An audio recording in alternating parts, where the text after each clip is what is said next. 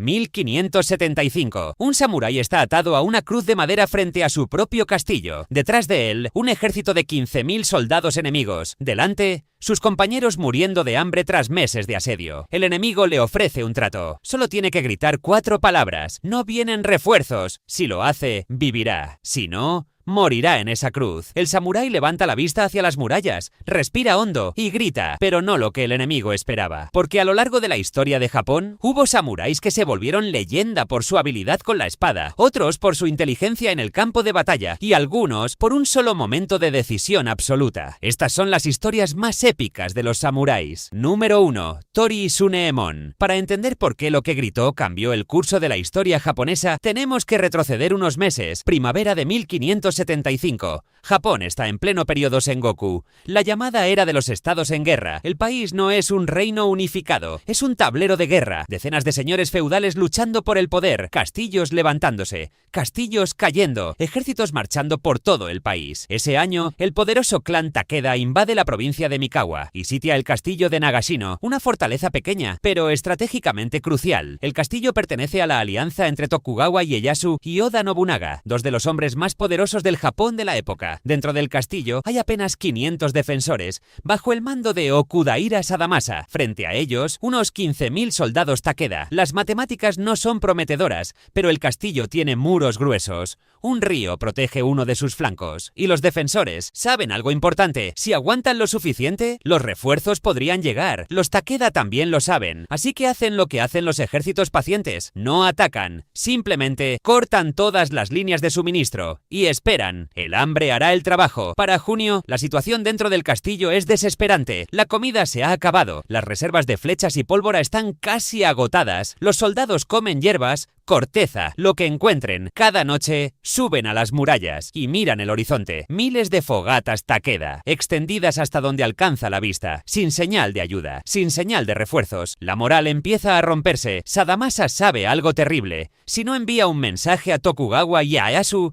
el castillo caerá en cuestión de días. Pero los Takeda tienen el lugar completamente rodeado, cada puerta vigilada, cada tramo del río patrullado. Salir del castillo parece imposible. Y entonces aparece Tori Tsuneemon, un samurái de rango bajo, sin fama, sin tierras, sin posición importante. Se ofrece voluntario. Su misión es simple: salir del castillo de noche, atravesar las líneas Takeda y llegar hasta Tokugawa Ieyasu para pedir refuerzos. Pero hay que entender algo. Esto no es escabullirse por una puerta trasera. Los Takeda tienen miles de soldados rodeando el castillo y saben perfectamente que alguien intentará escapar. Si te capturan, no mueres rápido. La noche del 20 de junio, Tsuneemon se desnuda, ata su espada a la espalda y se mete en el río Toyokawa. El agua está helada, la corriente es brutal, pero permanece sumergido, respirando a través de una caña hueca, deslizándose lentamente junto a los centinelas Takeda. Durante horas avanza en silencio. En un momento pasa tan cerca de una patrulla que puede escuchar su conversación, pero lo consigue. Contra todo pronóstico, Tsuneemon llega al castillo de Okazaki y entrega el mensaje a Tokugawa Ieyasu en persona. Ieyasu escucha y toma una decisión inmediata. Movilizará un ejército junto a Oda Nobunaga. 38.000 hombres. Los refuerzos vienen en camino, pero hay un problema. Reunir un ejército así lleva tiempo. Días que Nagashino no tiene. Los defensores necesitan saber que la ayuda viene o se rendirán antes. Así que Tsuneemon se ofrece otra vez. Volverá al castillo, atravesando las líneas Takeda, de la misma forma en que salió, y esta vez casi lo consigue. Pero en el camino de regreso, una patrulla Takeda lo detecta, lo capturan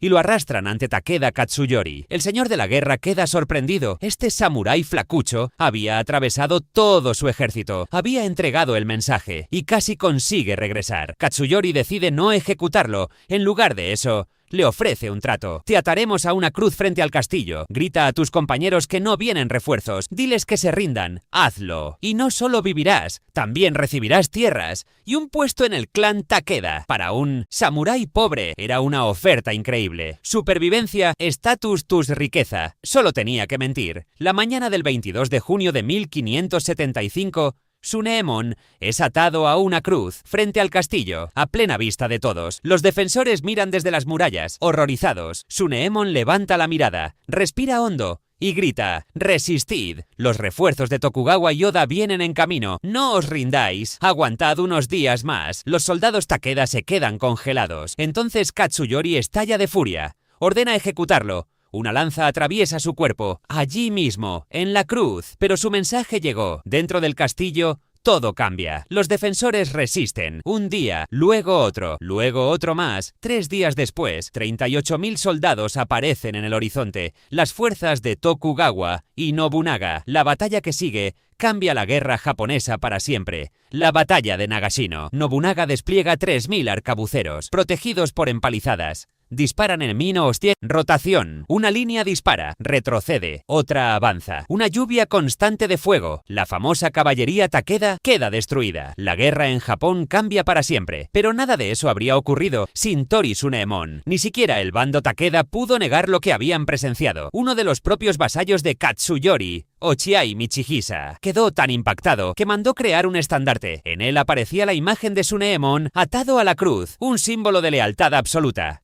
Hoy, Tori Tsunemon es recordado como uno de los mayores ejemplos de Bushido en la historia de Japón. Pero la lealtad no era la única forma de convertirse en leyenda. A veces, bastaba con ser absolutamente aterrador. Número 2. Tsukahara Bokuden. A comienzos del siglo XVI, Japón es un país en guerra permanente. Castillos ardiendo, clanes enfrentándose, samuráis luchando en todas partes. En medio de ese caos, un espadachín llamado Tsukahara Bokuden empieza a construir una reputación casi imposible. Nació en 1489, en la provincia de Hitachi.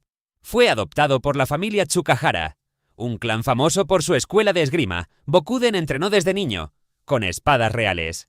Para cuando llegó a la adolescencia, ya lo consideraban un luchador excepcional. Pero Bokuden quería algo más. Quería probarse contra los mejores del país. Así que emprendió un Mushashuyo, una peregrinación guerrera, viajar por Japón, desafiando a duelo a cualquier espadachín famoso. Era brutal, no había árbitros, no había reglas, el perdedor normalmente moría. Según los registros históricos, Bokuden luchó en 19 duelos a muerte, ganó todos, participó en 37 batallas y mató personalmente a más de 200 enemigos. Nunca fue derrotado, nunca recibió una herida grave, era una leyenda viviente, pero con los años algo cambió. Cuanto más luchaba, más se preguntaba algo. ¿Era matar realmente el propósito de la espada? Ese cambio llevó a una de las historias más famosas del Japón feudal. Ya anciano, Bokuden viajaba en un ferry cruzando el lago Biwa. Un joven samurái borracho empezó a presumir de su habilidad. Finalmente reconoció a Bokuden y lo desafió a duelo. Todos en el barco esperaban ver sangre, pero Bokuden sonrió y dijo algo extraño. Mi estilo no consiste en golpear a otros. Mi estilo consiste en no ser golpeado. El joven se enfureció. Exigió un duelo inmediato. Bokuden aceptó, pero no en el barco. Había demasiados inocentes. Propuso luchar en una isla cercana. Cuando llegaron, el joven saltó primero. Desenvainó su espada, listo para luchar. Entonces Bokuden tomó el remo y empujó el barco de vuelta al lago. Simplemente se fue. El joven samurái quedó varado en la isla, gritando, agitando su espada. Mientras el viejo maestro se alejaba lentamente en el barco, Bokuden había ganado el duelo, sin desenvainar su espada. La expresión definitiva de un guerrero que había matado a más de 200 personas y comprendió algo. La mayor victoria es la pelea que no necesitas librar. Puede que la historia no ocurriera exactamente así. Los historiadores todavía lo discuten, pero la filosofía era real. La escuela de Bokuden se convirtió en una de las más influyentes de Japón. Murió en 1571, a los 82 años, en un país donde la mayoría de espadachines no llegaban a los 40. Eso era prácticamente vivir para siempre. Pero no todos los samuráis encontraron la paz a través de la filosofía. Algunos fueron forjados por algo mucho más oscuro. Número 3. Shimazu Yoshihiro. Si hubiera que elegir al guerrero más aterrador del Japón del siglo XVI, muchos elegirían a este hombre. Nació en 1535, segundo hijo del clan Shimazu, señores de la provincia de Satsuma, en Kyushu. Su primera batalla llegó cuando tenía 15 años. Mató a varios enemigos en combate cuerpo a cuerpo. Durante décadas, peleó en casi todas las guerras de Kyushu. Su momento más famoso llegó en 1584, la batalla de Okitanawate. Su ejército, 6.000 hombres. El enemigo, entre 25.000 y 60.000 soldados. Una diferencia absurda. Pero Yoshihiro estudió el terreno, pantanos, corredores estrechos, canalizó al enemigo y atacó desde los flancos. El enorme ejército Ryuzoji se derrumbó, pero su momento más legendario llegó en 1600, la batalla de Sekigahara. Más de 160.000 samuráis, el destino de Japón, el ejército del oeste colapsa, Yoshihiro queda atrapado, 1.500 hombres, rodeados por decenas de miles. Entonces ordena algo increíble, el Oestearas Sutegamari, una retirada, atravesando el ejército enemigo. Grupos de samuráis se sacrificaban, uno tras otro, para abrir camino. Su sobrino Shimazu Toyohisa lideró la retaguardia, cargó contra los famosos Diablos Rojos de Inaomasa. Murió luchando, pero permitió escapar al resto. De 1.500 hombres, solo 80 sobrevivieron. Yoshihiro era uno de ellos. Tokugawa Ieyasu decidió algo inesperado. No invadiría Satsuma, costaría demasiado. Los Shimazu conservaron sus tierras. Yoshihiro vivió hasta 1619. Murió con 85 años. En Corea lo llamaban el demonio de Satsuma. Algunos samuráis se ganaron su leyenda con un solo acto imposible. Otros, con décadas siendo el hombre más aterrador de cualquier campo de batalla. Pero la siguiente historia es sobre un samurái que se ganó la suya de una forma que nadie en Japón había visto jamás. Número 4. Yasuke. Imagina esto. Año 1579. El señor de la guerra más poderoso de Japón, Oda Nobunaga, está en su castillo cuando llega un misionero jesuita, pero Nobunaga apenas lo mira, porque junto a él hay un hombre como nunca había visto. Era africano. En el Japón del siglo XVI, eso era algo casi inimaginable. Multitudes se reunieron solo para verlo. Nobunaga pensó que su piel estaba pintada. Ordenó que se frotara. No era pintura, era real. Impresionado, Nobunaga hizo algo inesperado. Le dio un nombre japonés, Yasuke. Le dio casa, un estipendio, una espada y, posiblemente, estatus de samurái. Durante aproximadamente 15 meses, Yasuke sirvió directamente a Oda Nobunaga. Estuvo presente en su corte, viajó con él. Y según los relatos, recibió un nivel de respeto que ningún extranjero había obtenido en Japón antes. Pero el 21 de junio de 1582, todo terminó. Uno de los propios generales de Nobunaga, Akechi Mitsuhide, lo traicionó, lanzó un ataque sorpresa contra el templo Honnoji en Kioto, donde Nobunaga se encontraba con una guardia mínima. Las fuerzas de Mitsuhide eran abrumadoramente superiores, no había escape. Nobunaga se retiró al interior del templo, prendió fuego al edificio y cometió seppuku. Prefirió morir antes que ser capturado. Yasuke estaba allí, luchó contra las fuerzas de Akechi, combatió junto al hijo de Nobunaga, Oda Nobutada, en el castillo de Nijo, y siguió peleando, incluso después de la muerte de Nobunaga, pero finalmente fue superado en número y capturado. Cuando llevaron a Yasuke ante Akechi Mitsuhide, ocurrió algo inesperado. Según los registros históricos, Mitsuhide lo observó y dijo algo parecido a esto. Este hombre no es japonés. Es como un animal. No merece ser ejecutado. Enviadlo a la iglesia de los extranjeros. Yasuke fue perdonado.